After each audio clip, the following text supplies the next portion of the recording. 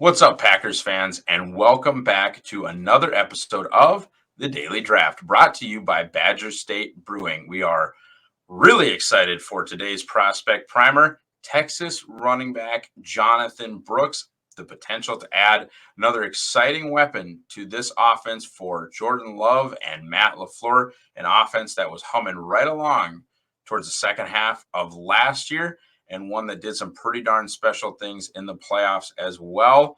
However, A.J. Dillon no longer under contract. Emmanuel Wilson, Patrick Taylor, not necessarily moving the needle, and Aaron Jones, unfortunately, not getting any younger. So today we will discuss my top back in this class. Now that we are starting to get a little bit more now, the one thing everybody's going to talk about is that ACL injury in the Big 12 championship game and just how late that ACL injury occurred. But right now, I'm at least beginning to sort of believe the idea that he could be ready for week one, and at the very worst, be ready to come off the PUP when that opportunity would arise, and at least get 2/3 of his rookie season. And then, of course, the other 3 years on the contract of a normal rookie deal, meaning that he is that much better than the rest of this class that I would still be willing to make that leap and make him running back one. Why? He has the chance to be the guy. And okay, you're going to say, Ross, what do you mean by the guy? I mean a feature back. And I would argue that really, I don't even know if Aaron Jones has been that. He has definitely been one of the best backs in the NFL, and I would say better than a lot of feature backs, a better player, right? But there has always come with Aaron Jones, largely for keeping him healthy purposes, Aaron Jones and Jamal Williams, Aaron Jones and A.J. Dillon. Now, is that a problem? Is that some catastrophe? No, it's not. But when I talk about the guy, I'm really talking about Christian McCaffrey, the way that he's used. I'm talking about Derrick Henry and the way that he's used. I'm talking about a guy like, let's say, Nick Chubb in his prime, the way that the Rams used Kyron Williams this season. That's what the guy is, what Breece Hall probably should be for the New York Jets. That's the guy. What Bijan Robinson was drafted to be, what Saquon Barkley was drafted to be. I'm talking about the feature back, the dude, Jonathan Taylor in Indy. Can do it all. The guy. I think there's the guy in this class, and it's Jonathon Brooks from Texas. I think he's a true feature back, prototypical size, right around 6 feet tall and 210 pounds. Is he 225? No, he's not. Is he 240 like an A.J. Dillon or a Braylon Allen? No, he's not. He's also not a buck 85. Okay, so he's a true, I think, prototypical. Maybe if he could add 8 good pounds, 9 good pounds, that would be exciting. But he has that prototypical running back size. He's not 5'8", okay? But he's not a long strider like a 6'3" James Starks or anything like that, too. He's got that prototype running back size, and he has tremendous vision, which is something that you really want when you run a ton of wide zone, you run a ton of split zone, you run the offensive running scheme that Green Bay uses. Jonathon Brooks has shown that he excels not only from literally there is, and we'll talk about this, there is plenty of tape of him running that system. From a traits perspective, does he have good acceleration after that one cut and go, which is what we always talk about when running zone? Yes. Does he have good vision, which is where is the backside cut? Where is my hole in this zone play? That's the vision that we're talking about. He's got excellent patience as well. He has shown proficiency, as I just mentioned, in the wide zone scheme that Green Bay uses. Texas ran plenty of zone. He has done it. He has shown that he can do it, and he has shown that he is very, very good at it. He craves contact and has excellent contact balance. Now, part of that could be considered concerning because he's listed at 207. Okay, what if he is only 204 or 203? What if he has 199? Can you run into people and run through people and break tackles and crave the contact that he craves at that size? I don't know, but he has excellent contact balance.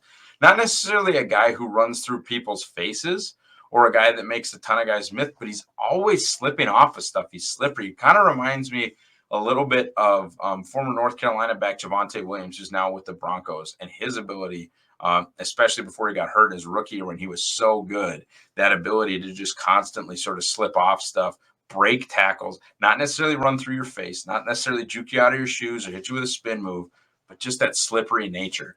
The burst is very evident. The short area quickness, I would expect a good vertical jump, and we're probably not going to get combine testing, so I shouldn't even say stuff like that. But the explosives, the broad jump and the vert, I would expect good numbers from Jonathon Brooks in those drills, even though we won't get them. Like that, what you see when you're looking for a broad jump, what you see when you're looking for a vert number, and then you try to translate that onto the film of that is already there for Jonathon Brooks. And I mean short area burst, straight line acceleration, wide zone, make my cut, go. How quickly am I getting from my cut to top speed? Jonathon Brooks does that extremely, extremely well. The breakaway ability is there. I would not say that he's some sort of elite sprinter, right? I don't even know that he's the top guy for that in this class. I think Trey Benson at Florida State is probably your top home run hitter in this class, but he is top 25 nationally in runs of 15 or more yards, or he was top 25 nationally in runs of 15 or more yards last year in FBS, despite having fewer rushing attempts than 20 of the 24 players ranked ahead of him. So I'm not saying it's the highest percentage, and I didn't do the math, but when you just look at the explosives, and then, okay, so he's there's how many backs, and he's top 25 in that, but how many of those guys ahead of him carried the ball and had more opportunities? A lot, almost all of them. And there were plenty of guys, like I think he was at like 181 or 182 carries. There's guys with 250, 275 carries at Power 4, Power 5 programs that, were in the same conversation or even had fewer breakaway runs with 70 more attempts, 80 more attempts, 65 more attempts. It's very real to understand that it's a traits thing. It's a percentage thing. It's not necessarily just a counting stats thing. But, very often on tape, those 15 plus really true field tilting runs. So I think the breakaway ability is there. I would have been interested to see what he might have run in the 40. And, maybe there's some sort of miracle and he's able to do some sort of extremely late pro day. But I don't see it, man. I think, you even get 5 months into his rehab, and that's April 11th. I'm not seeing it. I don't think we're going to get any true testing numbers for Jonathon Brooks, and that's fine. You can go off the tape. Maybe Texas ran some pro day stuff, or the Texas strength staff has a 40 time, has an L drill time, has a vertical, and Green Bay will or will not, believe some of those numbers to be true, but hopefully those exist and can kind of paint a full picture of a guy that's going to miss most, if not all, of the pre-draft process. Very talented in the receiving game, catches the ball naturally, can run a number of routes. I was impressed and think he's absolutely, and again, when I talk about the guy, there's even some other guys, and I don't mean to, bang on Jonathan Taylor, but like Jonathan Taylor is not a third down guy. Joe Mixon is, right? Bijan can be. Christian McCaffrey obviously is. But I think, other than trying to keep him healthy, there's no reason to actually take Jonathon Brooks off the field. There's no down and distance. There's no package where you need to pull him off the field. And that adds to his value. Other than just being a really good football player, that versatility adds to his value. In addition to that ability in the receiving game, he is I would call him an apt pass blocker. Not an elite one, not going to stone you, but 6 feet, 210 pounds, whatever he is, gets his nose in there, does a decent enough job keeping those Texas quarterbacks upright. We'll want to work on it in the pros, but is not going to be someone that can't be out there on passing downs as a rookie because he's going to get his quarterback killed. I'm not convinced he is going to get his quarterback killed. I think he's a plus pass blocker, not necessarily an elite one. I'm going to talk about this now because this will be a con. And so I want to provide some context to the stat. But he had one fumble in college, one. Now, all of this, good or bad, and we'll talk about the good side of it, you guys understand, and I'm sure many of you remember that are watching this that love the NFL draft, the top back in last year's class was Texas's Bijan Robinson. They also had another mid-round back who's a very good player and ended up going to the Chicago Bears and Roschon Johnson. So if you're thinking to yourself, how in the world did Jonathon Brooks find playing time before this season sitting behind Bijan Robinson and Roschon Johnson? He kind of didn't. And that is an obvious embarrassment of riches, for Texas in that situation. So you have the positive, right? Still very little tread on the tires. but he blew out his knee. And that's freaky. And so but that also, I guess, and I'm a little bit rambling now, but that brings you some context to the one fumble. Was it one fumble getting 200 carries a year for 3 years? No, it wasn't. But it's still just one. And so that to me shows good ball security and a real care and thoughtfulness to how he carries the football and is not loose with it and does a good job limiting turnovers. He's still just 20 years old. Again, one season as the feature back, young player, plenty of upside. And, maybe potentially if he can stay healthy with the limited amount of college carries, could be one of those elusive second contract running backs like Aaron Jones. And like I said, I really do feel like he could be the guy. I mean, what's a the guy? Najee Harris is a the guy. Okay. And then I think there's one back like that. And I don't necessarily mean as a player comp. None of these guys I actually mean, frankly, as a player comp. I'm talking about utilization. Can you use them on all 3 downs in both phases? Are they a complete back? Can they be the dude? Can they be what the Vikings thought they were getting when they drafted Dalvin Cook? Can they be that guy? I think there's one guy in this class that has a shot at that, and it's this guy right here in Jonathon Brooks. Cons, injury. Okay, so as we mentioned, was behind Rashawn Johnson and Bijan Robinson, and he was excellent in his one season as the guy, but then his season ended with an ACL injury. And look, that could be just a freak thing. And more than likely is. Injuries I think are more random than most fans would like to admit. With that said, you still have to take into consideration the 2 things. One, he had one season in college as the featured back, and he got hurt. And 2, he is not going to be available for your entire offseason program. He's going to come in late, and it's not going to be his fault, but he's going to come in late. And that provides more opportunity to get into the playbook, provides more opportunity to be in the film room. There are advantages to that, but there's nothing that replaces those live reps in training camp. And so that is going to be a disadvantage for him going into his rookie season. There's no way around that. And so both aspects of that ACL injury, I think, have to be considered. The fact that it came in his only season as a featured back, and the fact that it will affect, at a minimum, his first offseason as an NFL player, if not the first 4 to 6 games of his actual season, first season as an NFL player. And that brings in not only the offseason, but the pre-draft process. Look, the Packers care. Teams care. Now, he'll get to do a lot of stuff that they get to do, whether he opts or doesn't opt into the cognitive testing is sort of secondary. But the primary thing there is meeting with every team. And he's going to get to still do that. He's going to get to tell his side of the story. Not that there's anything negative, but I just mean he's going to get to meet with teams. They're going to see what kind of person he is. They're going to probably talk to him about his injury. He's going to get to do all that stuff. Going to be involved in the NFL Combine, going to be involved in Texas's Pro Day, but maybe gets on the bench press. I'm not sure. But other than that, teams are going to have sort of an incomplete picture.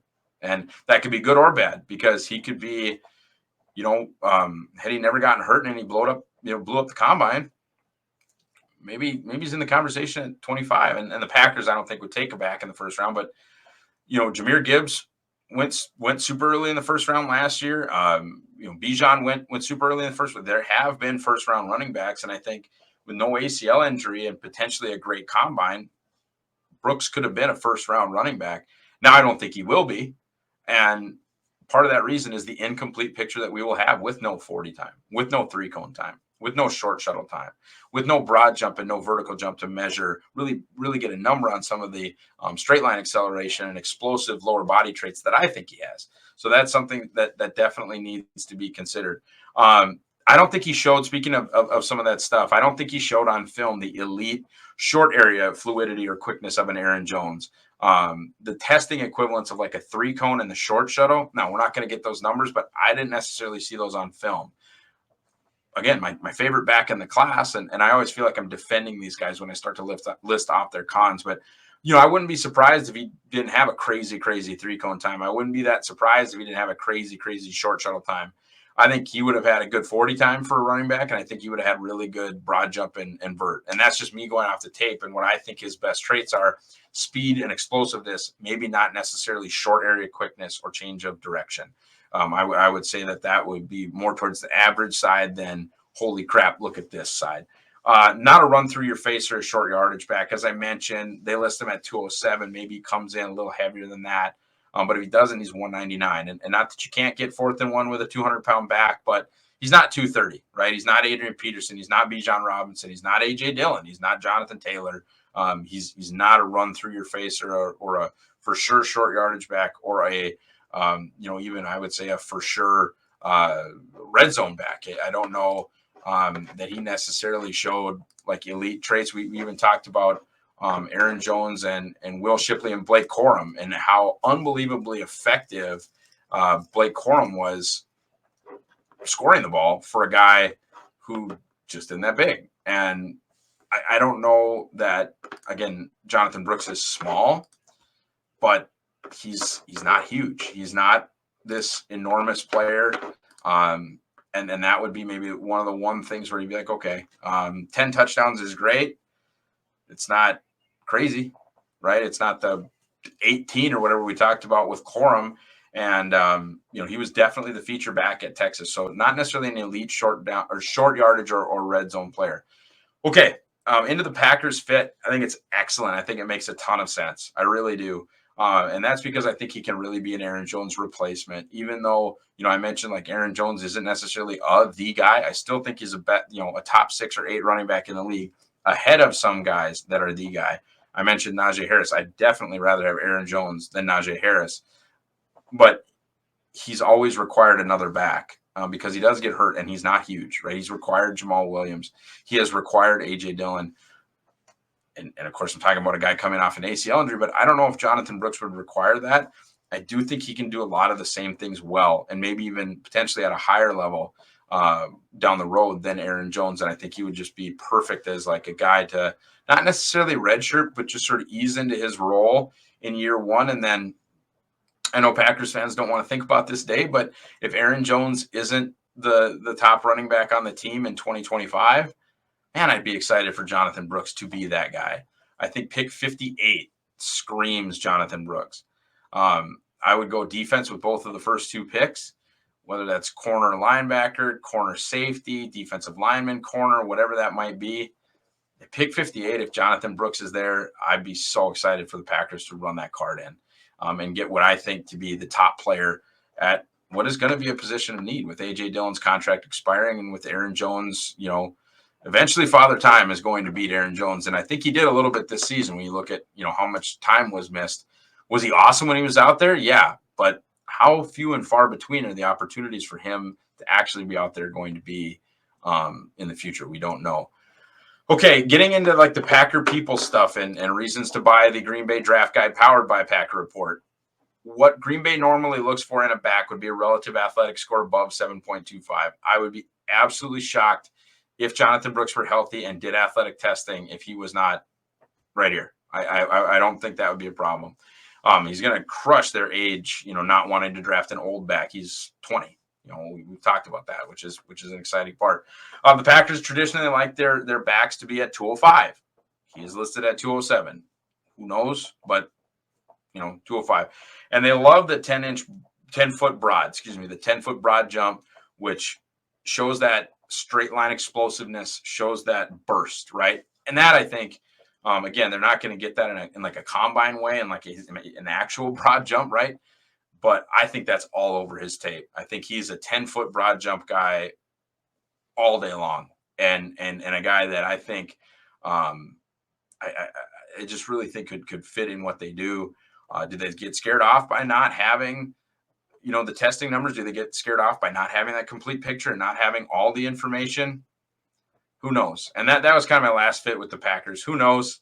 But on the field and on tape, he fits really, really well, and that'd be exciting. Okay, overall, RB1, I think I said on the Blake Corum video that Blake was RB1, and he's right there. But there is a gap for me between the type of player I think Brooks will be and the type of player I think Corum will be. I think Corum is a super, super, super high upside complementary guy or part of a, really, really fun 2-back stable, 3-back stable, whatever. An awesome number 2 or 1B kind of guy. And that has a ton of value. And those guys can excel in featured roles as well. But I don't think Blake Corum is the guy. As I've mentioned, I don't think any of these backs necessarily profile as the guy and I think Jonathon Brooks does. Okay, as it kind of pertains to the injury, the 9-month time, which is sort of the aggressive timeline for ACL injuries and the clean ACL injuries when they don't injure anything else, and it seems to be, you know, it's being done, if you will, like it is happening. I think I, I think that'd be early August, right? So right before the preseason, you get some camp in. The more conservative 10-month timeline would actually be right around week 1. And so I think there's a real possibility that he could get cleared to participate in week 1. And the full super conservative now 12-month recovery time for an ACL injury would kind of put him like right where, you know, guys that start the season on the pup are. You miss those first 6 games, he'd be right in the realm there on kind of a conservative approach. And if they want to bring him along slowly, and if Aaron Jones is healthy, and if they re-signed AJ Dillon, or they took a Braylon Allen 2 rounds after taking Brooks, or they took a Ray Davis 2 rounds after taking Brooks, something like that. Well, go ahead and mini red shirt Jonathon Brooks. I think that would be just fine. He's got a solid round 2 grade for me, but because of the injury and because of the kind of lack of positional value at running back, he is player number 63 overall. What does that mean? It means that this is not a top end running back class. There is no Jahmyr Gibbs to me. There is no Bijan Robinson, but it's a deep running back class with a lot of guys that I like and a lot of guys that I think could work for the Green Bay Packers. Guys, thanks so much for listening or watching on YouTube if that's how you're taking this in. How can you help us out? Pre-order that Packer Report Draft Guide, baby. Promo code DAILY for 10% off. That's DAILY as in the Daily Draft. You can check me out. I'm at Ross Uglem on X, formerly known as Twitter. Check us out over at Packer Report and become a VIP. We've got some really cool weekly draft stuff that's VIP protected right now that Jake Stack or Jacob Morley's doing. And really that first month is $1. And you can just kind of, and if you want to, convert then to that lower price for an annual after that's great. That's possible. It's very easy to do. But even just checking us out that first month for $1 would be just tremendously, tremendously meaningful for me and appreciated. Other than that, do all the things you're supposed to do here, baby. Like, subscribe to the Pack a Day podcast and get all your Packers content on a daily basis. Have such a wonderful day, everybody, and go Pack Go.